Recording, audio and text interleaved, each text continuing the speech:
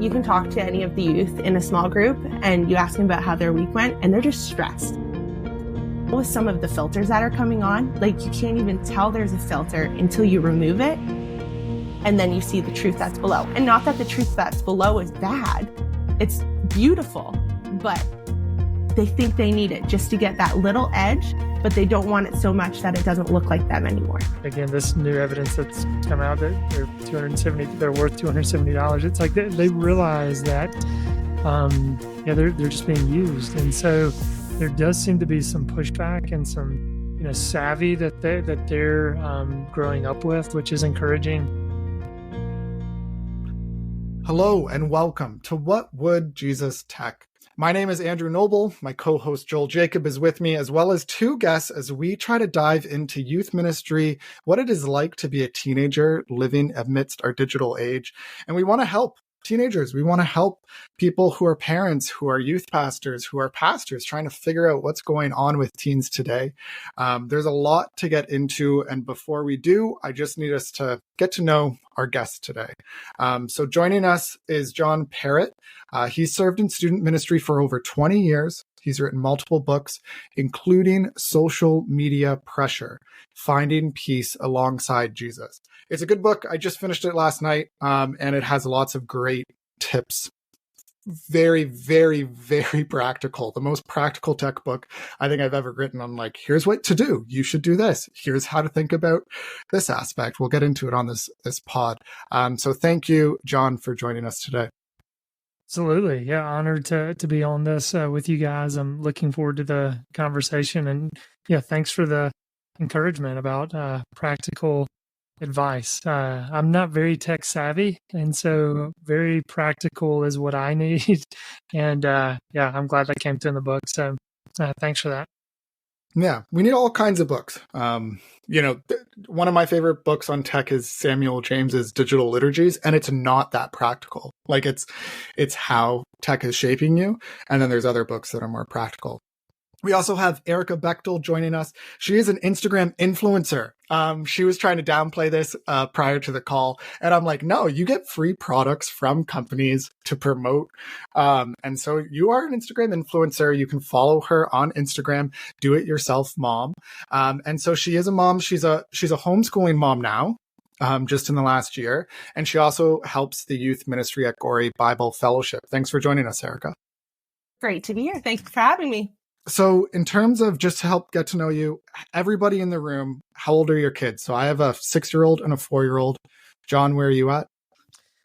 So 16-year-old, about to be 14-year-old, 11-year-old, 9-year-old, and then 7-year-old. Okay, 5 kids. Girl, Joel? boy, girl. I got 4-year-old and 2-year-old. Okay, and Erica? And I have a 10-year-old, a 8-year-old, and a 5-year-old. So 2 girls and a boy at the end. And Erica, you're homeschooling now. You were at a public school prior. Is that correct? Correct. So we went to, I grew up homeschooled straight through high school and then went off to college afterwards. And I basically said, I will never homeschool my own kids. I don't have patience for that. And I think God likes to laugh at our I'll nevers. And so then COVID hit. And some decisions were made and we just felt like the school wasn't the right spot for the kids to be anymore. And so I was just like, okay, we'll homeschool. We'll give it a shot. We'll just take it year by year. And that's still going to be our plan going forward. But, it's gone really well. It has been a blessing of a time being able to connect regularly with my kids whilst also, educating them, but then realizing the whole day doesn't have to be school. We can focus on things outside of that. And I get to have them home for those times. And so that's been really good. It's had its challenges, but it's been really good. I'm very grateful for the opportunity to do it.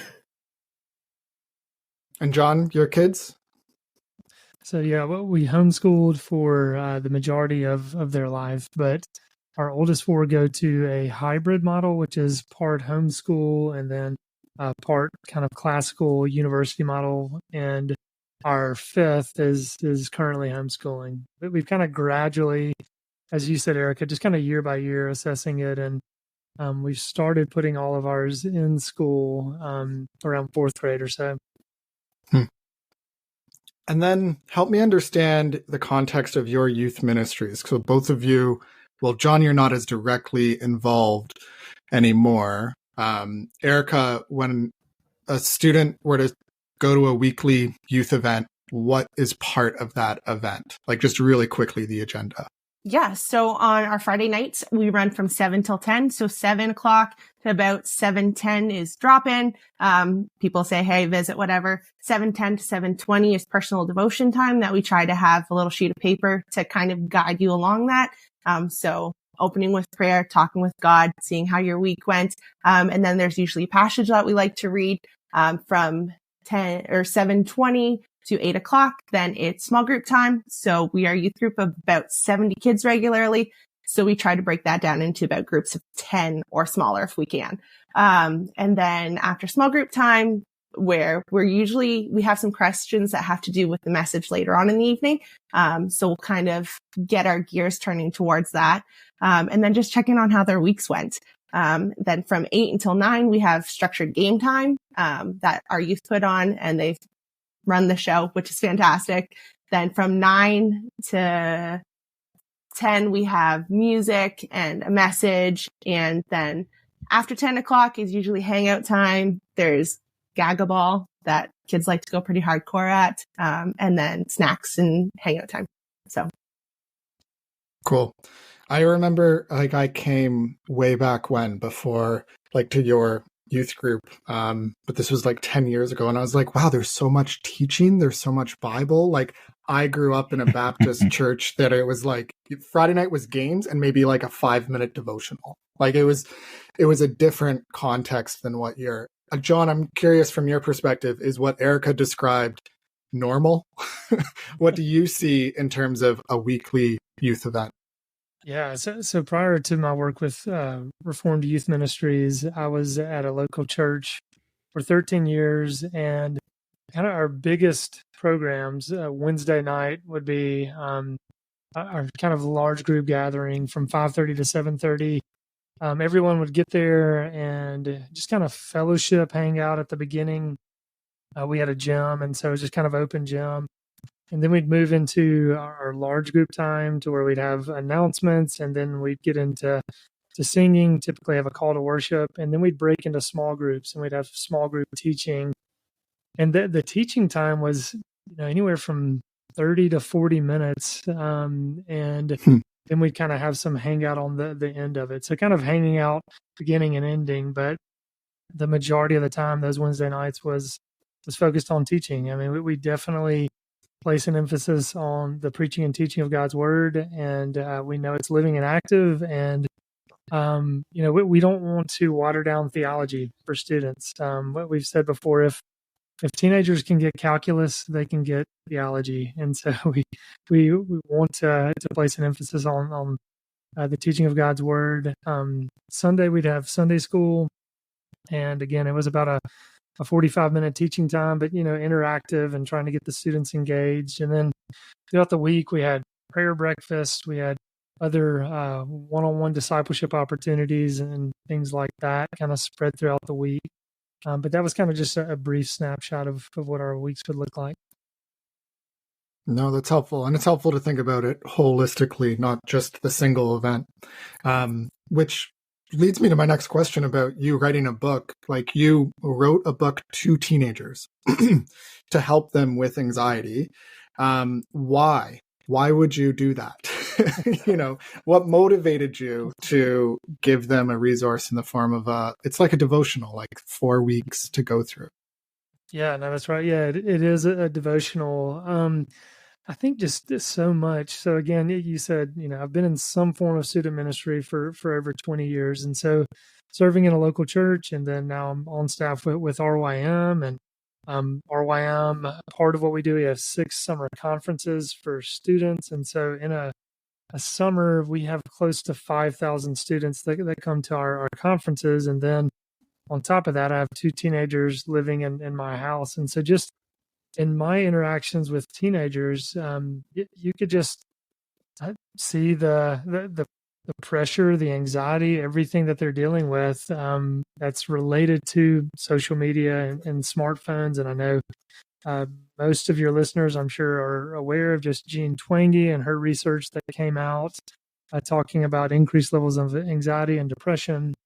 And so just realizing that screens aren't going away, that the vast majority of students have access to screens, that parents are just handing these devices to their children. And so there's not a whole lot out there that's aimed at teens that can help them know how to interact with these in a biblical way. And so that was some of my desire, just seeing students struggle with this, seeing the need for some guidance. And so trying to have a resource that that parents could put in the hands of their children that might give them just some biblical framework to kind of think about these devices and social media.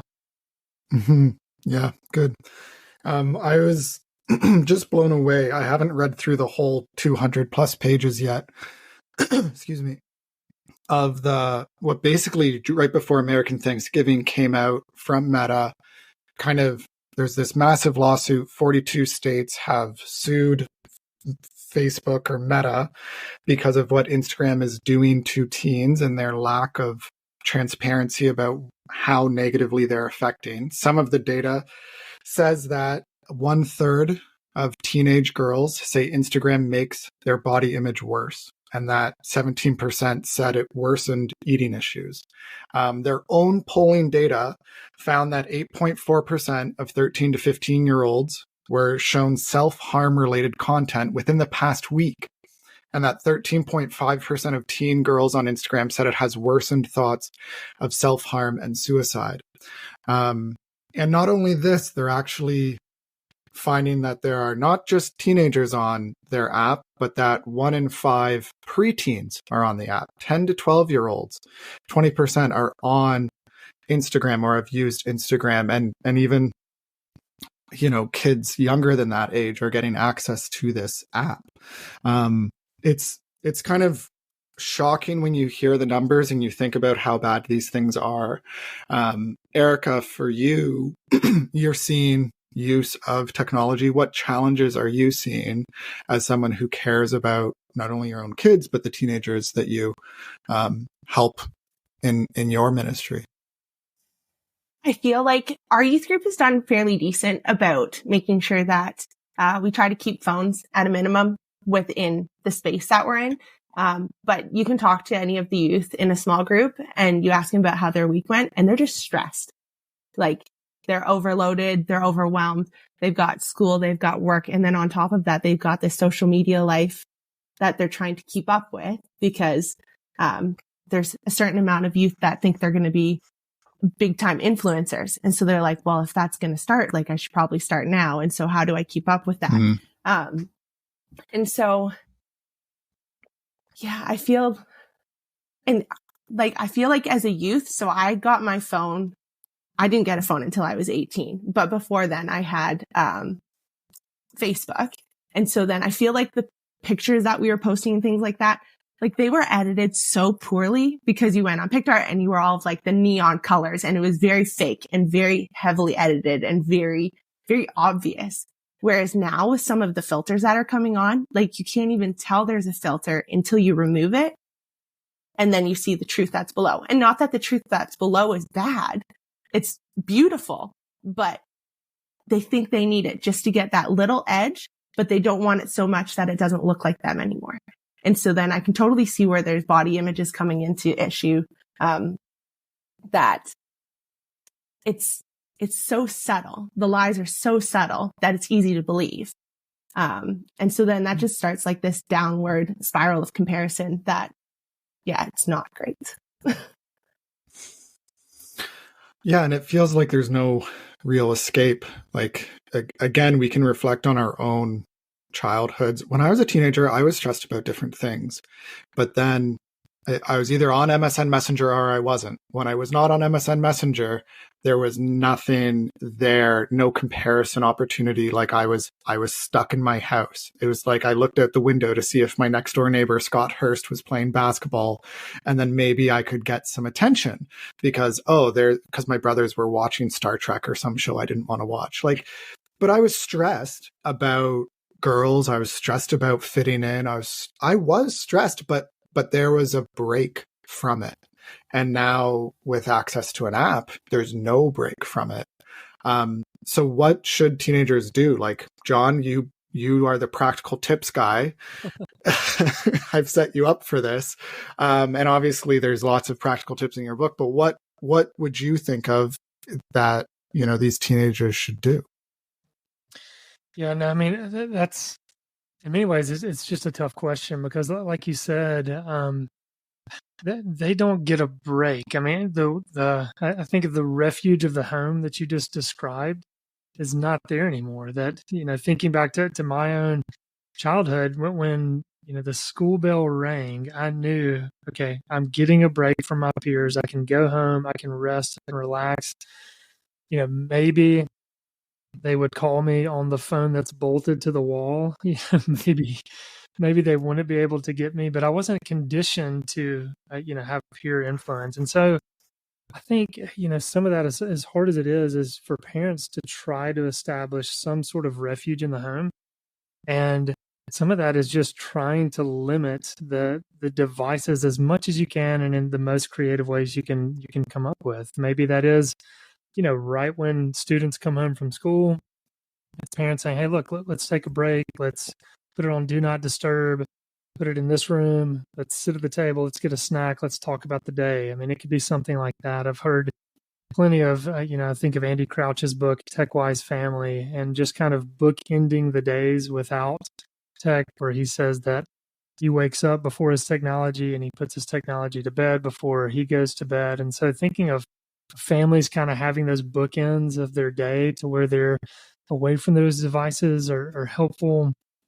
Yeah, I mean, those are some of the ones that come to mind because it does seem, as people can kind of debate some of the data, some of the research on anxiety and depression and the correlation, all that, it seems like the strongest correlation is, as screen time goes up, anxiety and depression goes up. And so if a student's listening to this right now, just look at your screen time and try to pull back on that, maybe 30 minutes this next week, and just kind of gradually try to decrease that screen time to just hopefully relieve some of the pressure that's there. But those are just some knee-jerk thoughts that come to mind as you ask that. Mm-hmm. Yeah, it's so challenging because if I think back to when I was a teenager, I wanted that human connection. It was fun to watch TV. Yeah, it was fun to play video games, but to do it with another human being was so much more impactful in my life. Like then you get that sense of feeling good to other people, with other people. They're affirming you. They're telling you they like you. They're joking with you. And that human connection is a good thing, right? And I kind of want to affirm, like, of course you want other people to like you. Of course you want to, send messages to other people. Those are good things. And isn't technology great in the way that it makes that so much easier to make those human connections? So it's so tough because when I talked to one mom who just said that her 15-year-old boy is limited to 4.5 hours of Snapchat a day. And I was like, 4.5 hours seems like a lot. And she's like, yeah, but that's not enough for him. He's complaining even about that. And I was like, Snapchat has some filter stuff. It's video based. There's like dance crazes. It has the streaks. It's funny talking to teens when they're like, oh, I can't take a weekend break from Snapchat because then I'll lose my streaks. And they were serious. They were like pushing back hard on me. And I'm like, you realize that is literally a number that means nothing other than a value to Snapchat so that they make more money. Like that's all it is. It's like if your friendship is like rises and falls based around a metric and an app, you don't have a good friendship, you know? And I was just speaking straight to these 12-year-old boys when I was talking with them. And it's just like, I get that it's addicting though. I really do. I'm like, I want to affirm human connection. I want to affirm that in them, that of course it's good that they're connecting with others. I'd rather that than other things. I don't know how to nuance this. Like, is there other ways that we can talk about the positives of technology and say, well, here are ways to use technology for good? Like, Joel, I know you're kind of radical in that you were telling me about, well, I want to get my kids using tech and coding, and your kids are like 5 years old and you're like, yeah, like got to teach them how to code early, you know, get them to understand the technology better. Joel, how are you processing this conversation? Because I feel like you're the pro tech guy in the room the most. Yeah, I mean, it's pretty timely. I think I just saw over the weekend this trend of conversation going around about iPad kids. And so it's like, I think like TikTokers are posting about it. I don't actually go on TikTok, but I'm getting sent the link where it's like 13-year-olds, which are the people who are like becoming teenagers now, were born in 2010. And that's when the iPad came out. And a lot of millennials were actually like, millennial parents were giving their kids these iPads as like pacifiers. And they've developed this like coping methodology of like, oh, I just give my iPad, like, and they're like digitally native, but they haven't developed these other like coping skills, and that's leading to the anxiety. So like everything I'm hearing here is definitely, you know, true, and it gives me pause on like, yeah, like unrestricted internet access. Like, I work in a cybersecurity tech company, so it's like even having the apps to like monitor and filter content and data and stuff, it's like not things the average parent really knows how to do. And like those tools need to be more accessible so you can make it easier to, you know, have a framework to allow your kids to use internet and technology without kind of like falling into the snares along the way. And that's what at least these Gen Zs are saying. They're like, oh, when I become a parent, I'm not going to like raise my kids to like throw an iPad in their face, like, because they see all these toddlers or teenagers now who have that issue. But to your point on like me wanting to lean into technology, I think, let's say, I don't know if it's 5%, but everyone, let's say, uses the internet, but only maybe 5% of people are actually like building things on it. And it's this interesting asymmetric ratio where it's like maybe similar to like cars. It's like a lot of people drive cars, but only how many people know how to build components of cars and fix cars, right? So that's what portion I'm trying to shift my kids into and be like, hey, you need to get into coding because Gen Alpha, so my kids, like, yeah, the oldest is 4 years old and they're now part of the next generation, which is going to be Gen Alpha. And I think they'll probably call that Gen AI, where their whole teenage years is going to be really around like the big swing of artificial intelligence and stuff like that. And to really know how to navigate that well, they should know how to like command a computer. And maybe it won't be as much coding as it will be prompting in the future. So, you know, we'll see how that shakes up, and that might make it more accessible.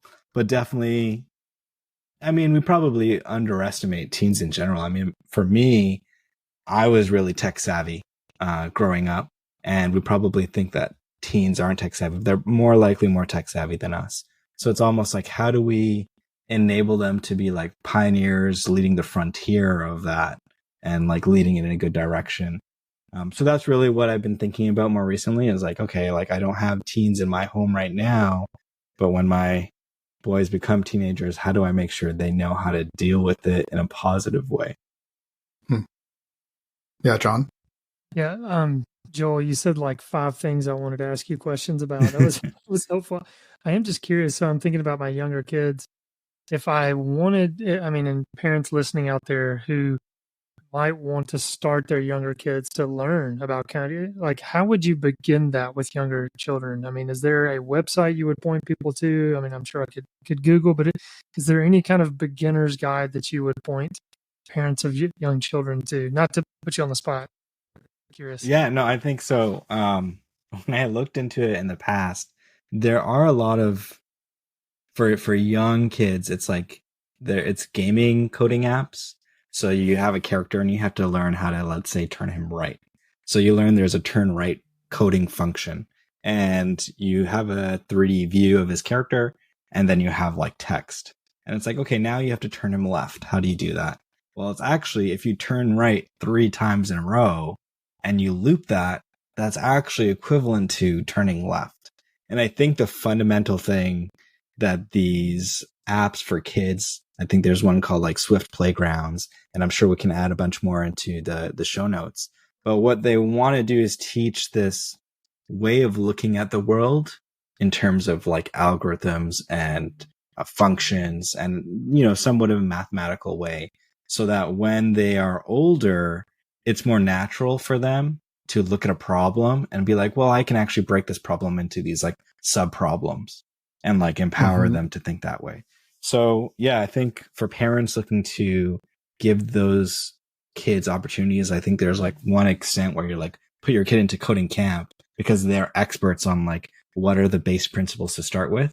And then there's like, well, I can also like get this like a suite of apps or a suite of tools that like they can do self-learning. Like for me, a lot of my interest in technology, my parents didn't teach me that. I didn't go to coding school. It was all self-taught.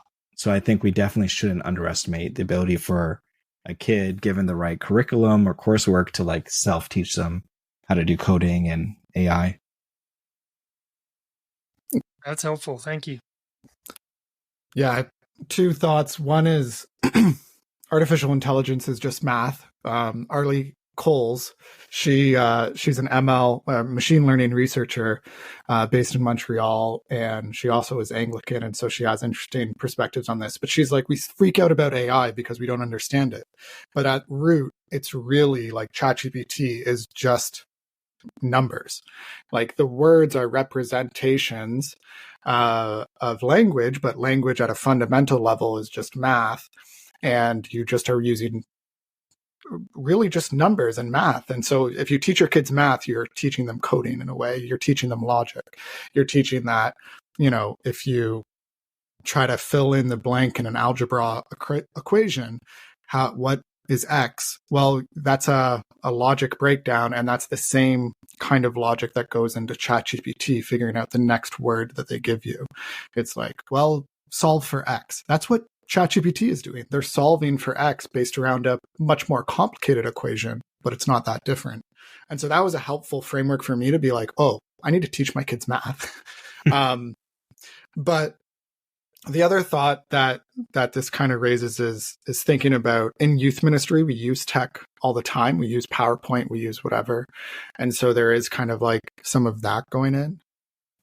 Like, in terms of your tech use as a youth ministry worker, are you like, well, let's just ban it, go back to like woodworking, which is more your expertise anyways?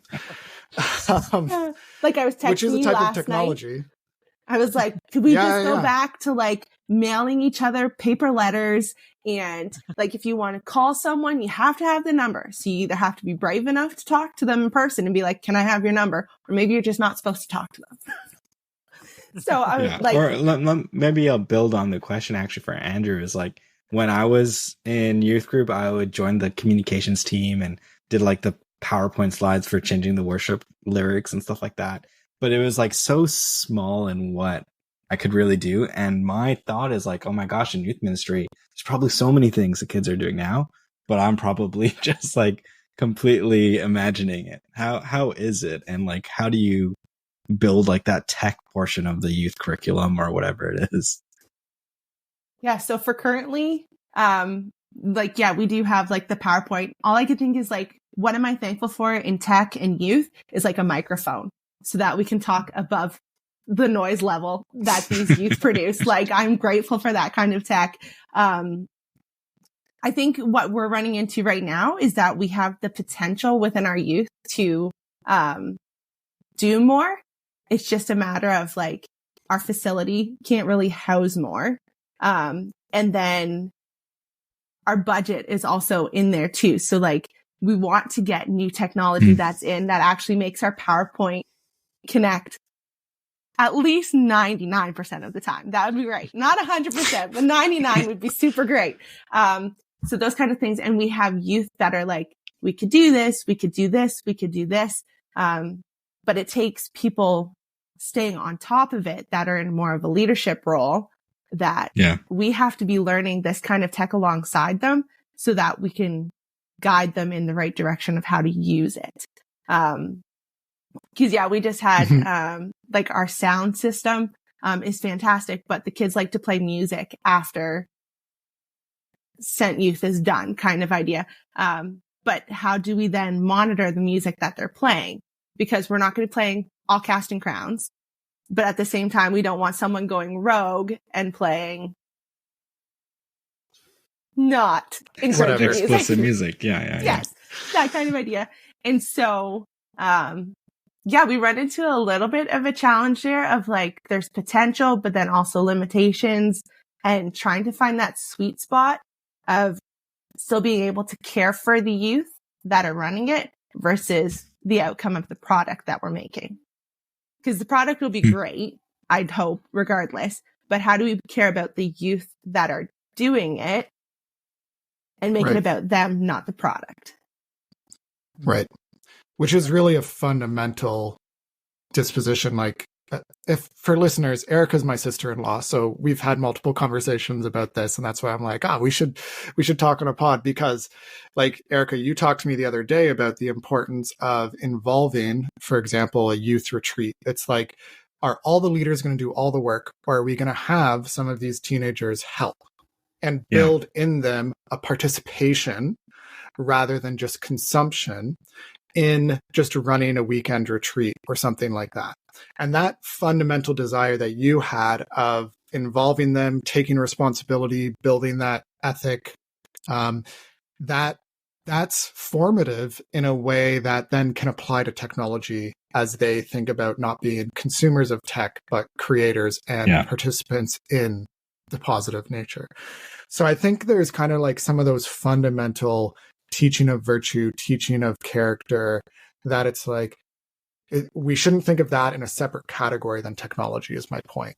That some of the foundations of like daily devotions, reading your Bible, prayer, like those things are tech related, and we might think like, I'm not an expert on tech, I don't know how to help my teens on Snapchat. It's like, do you know how to teach self-control?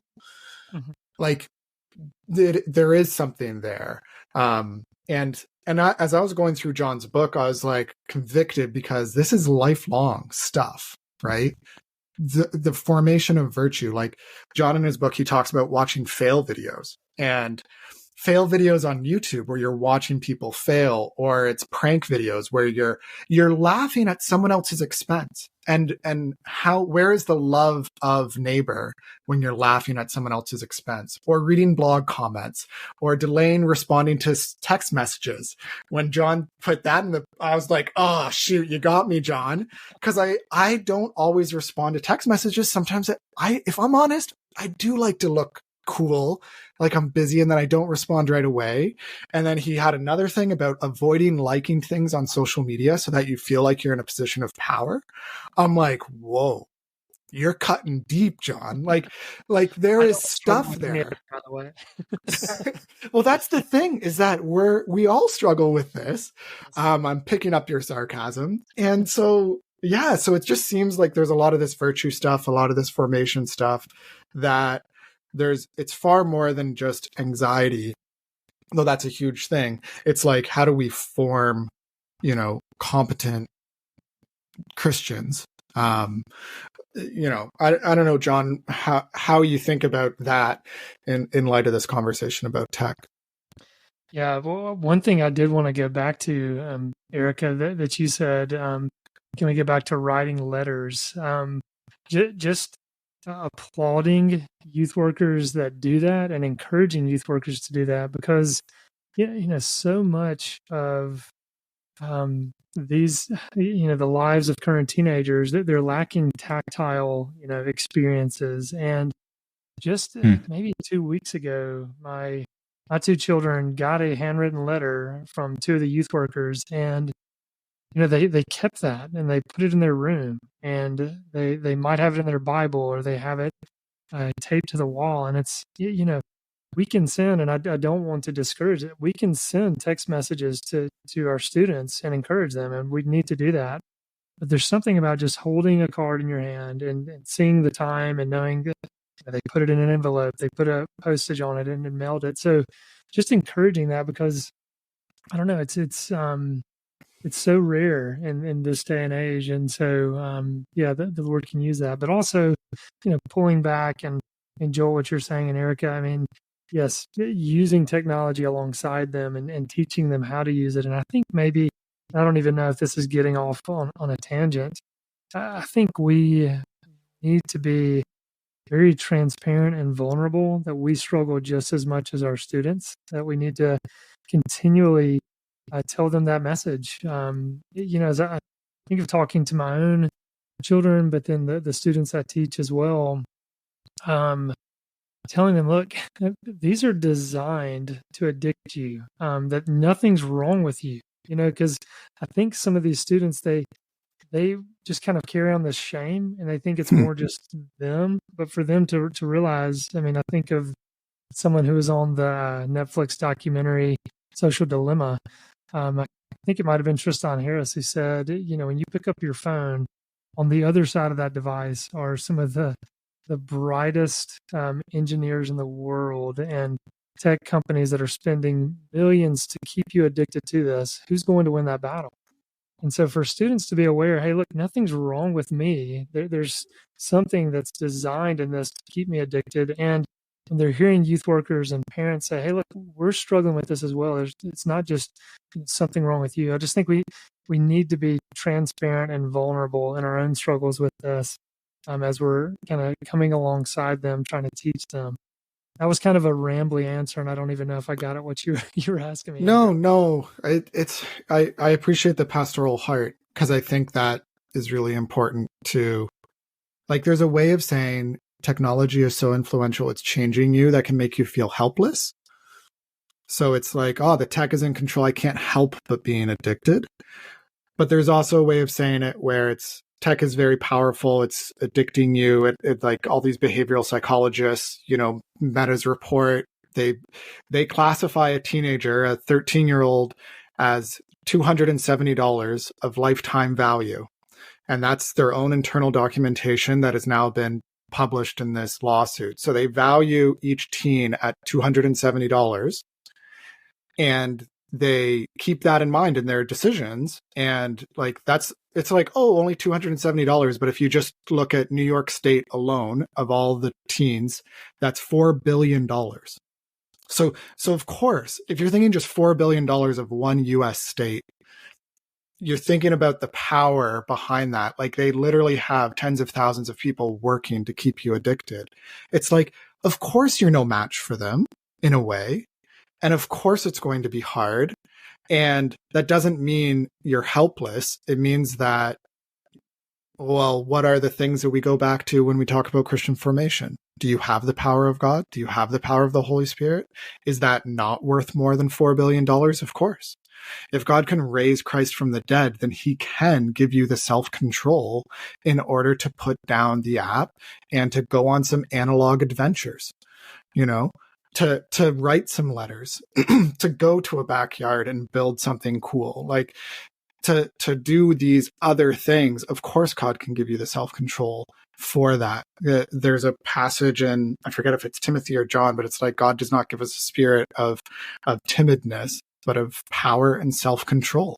The Holy Spirit is a comforter if you're dealing with anxiety. He's also a powerful God who is giving you self-control. And so, yeah, there is a like awareness of how big the challenge is, but also back to Christian formation. What are the things that can form us more than the apps? And that's what your book, John, is doing. We didn't even get into some of this stuff on the formative elements. But yeah, that's the thing that gives me hope And I'm curious for you guys, what gives you hope when it comes to interacting with the next generation? What would give hope to a teenager, or what gives you hope as a parent when it comes to interacting with this next generation? Like within our youth group, I feel like there's a lot of youth that are coming to the understanding of the separation of social media from tech. So tech in and of itself, right, is neither good nor bad. But at the same time, realizing that social media is like a separate aspect of that. So like I can still have my phone, I can still have Google Maps and all of this kind of stuff that is so tech forward and handy without needing to have Instagram on my phone. I can still have Instagram. I'll just log into it on my computer, or I take it off for the weekend so I'm not distracted by it.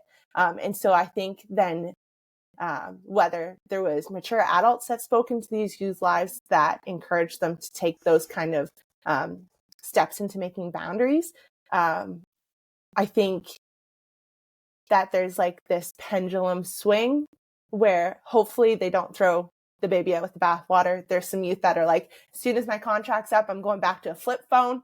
I'll T9 text if I need to do that. I'm like, well, I don't think you have to go that far. But at the same time, realizing it's okay to not have everything at the touch of your finger, and that not everybody has access to you at the touch of their fingers. And I think that the youth that I'm interacting with, as they get a little bit older, the 13 to 15-year-olds are still a little bit tech, even if they're curious because their parents haven't given them a phone yet. It's the older ones that are in the like 16 to 20. I guess that's aging out, but the 16 to 18 that are figuring it out.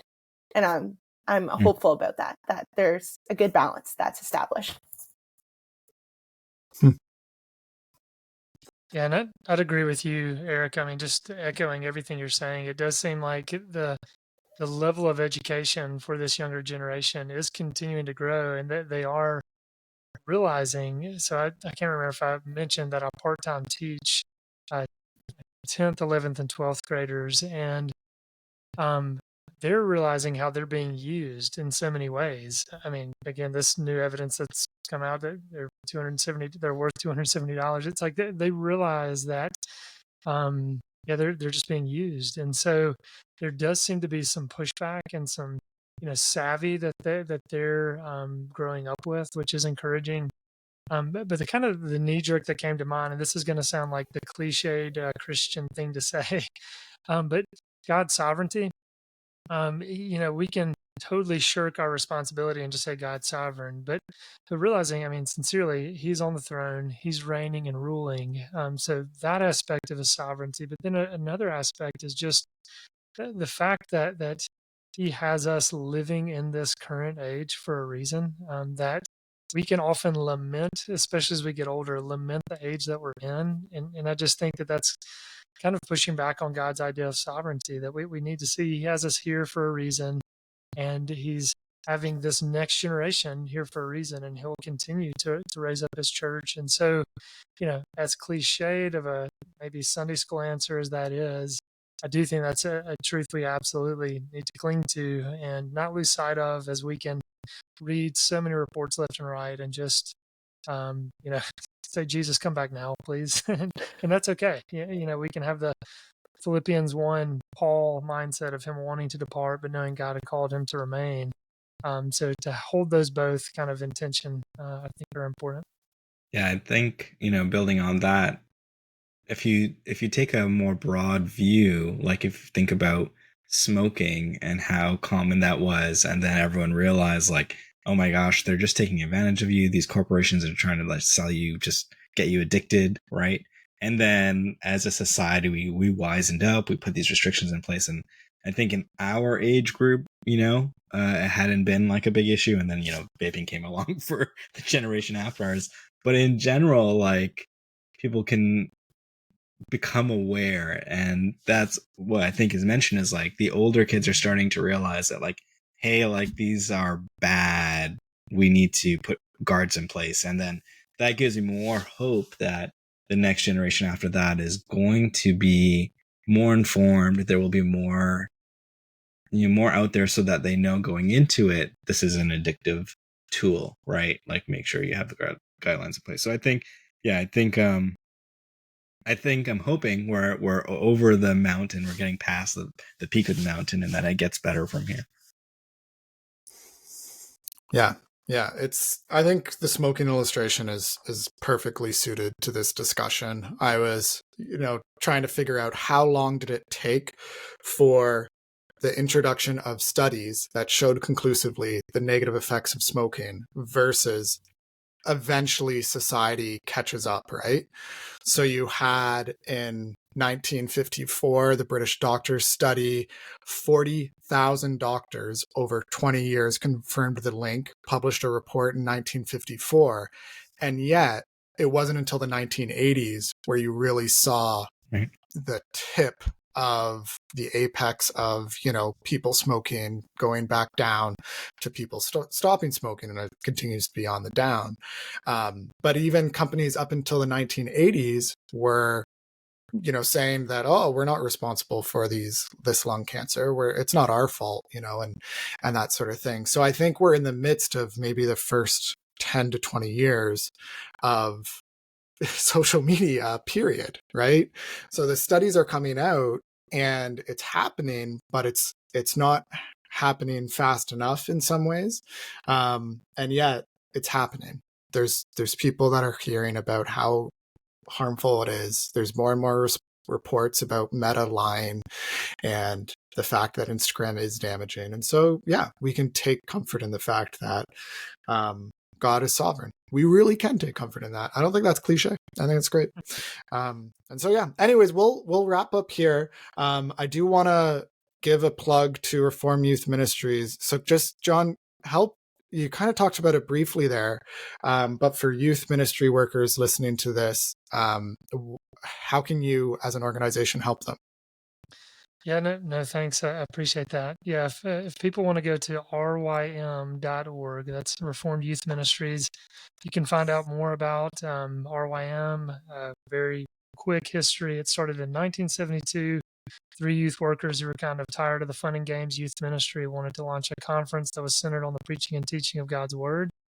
And so they started that, just one conference, but it's expanded to 6 conferences. We also offer youth leader training. We say youth ministry isn't just ministry to youth, it's ministry to families. And so we want full-time youth workers, part-time volunteer parents, pastors coming to our training events to talk about all things youth ministry related. And then I am the director of resources. And so we also offer resources to serve the local church. I think we currently have 12 free Bible studies on our website. And so you can download those, use those. It's 12-week studies.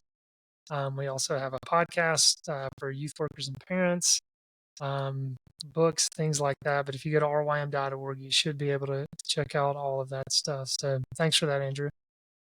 Yeah, no, thanks, John. I appreciate it. It's been a journey for me getting more and more into youth ministry. When 10 years ago, I said I would absolutely never be a youth pastor, and here I am doing all this youth oriented stuff. What did you say, Erica? God likes to do things. That are I'll nevers. That's right. Well said. So be careful whenever you say I will never. And this has been yet another episode of What Would Jesus Tech? We're in the episode 40 something now. So we keep cranking these away. Not the first time we talked about anxiety and social media and the negative effects. And it probably won't be the last. There's more and more data. It feels like we're just scratching the surface on what will come. And who knows what the future will hold. So subscribe here to What Would Jesus Tech. You can support us on Patreon as well. And thank you to those who support us on Patreon. We do really appreciate your support. Again, What Would Jesus Tech? I'm Andrew Noble with Joel, Erica, and John. Thanks for listening. Take care, everybody. See ya. Toodaloo.